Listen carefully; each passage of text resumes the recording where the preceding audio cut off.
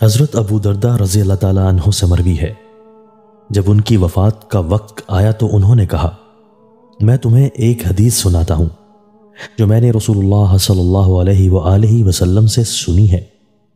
آپ فرما رہے تھے، اللہ کی عبادت اس طرح کرو جیسے تم اسے دیکھ رہے ہو، اگر تم اسے نہیں دیکھ رہے تو وہ تمہیں دیکھ رہا ہے۔ اپنے آپ کو مردوں میں شمار کرو، مظلوم کی بد دعا سے بچو، کیونکہ مظلوم کی دعا قبول کی جاتی ہے، اور تم میں سے جو اس بات کی طاقت رکھے کہ وہ عشاء اور فجر کی دونوں نمازوں میں حاضر ہو، اگرچہ گھٹنوں کے بل ہی کیوں نہ ہو، تو وہ ایسا کرے۔ حضرت محمود بن لبید رضی اللہ تعالیٰ عنہ سے مروی ہے کہ رسول اللہ صلی اللہ علیہ وآلہ وسلم نے فرمایا، مجھے تم پر سب سے زیادہ شرک اصغر کا خوف ہے۔ لوگوں نے کہا، اے اللہ کے رسول، شرک اصغر کیا ہے؟ آپ نے فرمایا، ریاکاری۔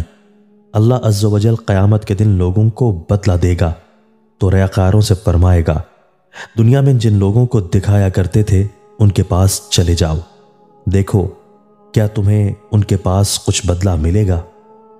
حضرت عبداللہ بن مسعود رضی اللہ تعالیٰ عنہ سے مرفوع مروی ہے کہ نبی صلی اللہ علیہ وآلہ وسلم نے فرمایا، اسلام اجنبی حالت میں شروع ہوا تھا، اور جس طرح اجنبی حالت میں شروع ہوا تھا اسی طرح اجنبی حالت میں واپس لوٹ جائے گا۔ اجنبیوں کے لیے خوشخبری ہو۔ پوچھا گیا، اے اللہ کے رسول، یہ کون لوگ ہیں؟ آپ صلی اللہ علیہ وآلہ وسلم نے فرمایا، جب لوگ فساد کریں گے تو یہ لوگ اصلاح کریں گے۔ حضرت عبداللہ بن معاویہ آزری رضی اللہ تعالیٰ عنہ سے مرفوع مروی ہے کہ 3 عمل ایسے ہیں، جس نے یہ عمل کیے اس نے ایمان کا ذائقہ چکھ لیا۔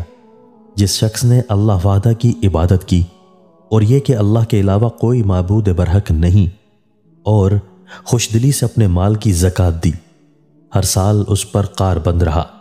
زکوٰۃ میں نہ بوڑھا جانور دیا، نہ لاغر، نہ مریض دیا، نہ ہی حقیر جانور دیا، لیکن درمیانے درجے کے مال سے دیا، کیونکہ اللہ تعالیٰ تمہارا بہترین مال نہیں مانگتا، نہ تمہیں برے مال دینے کا حکم دیتا ہے۔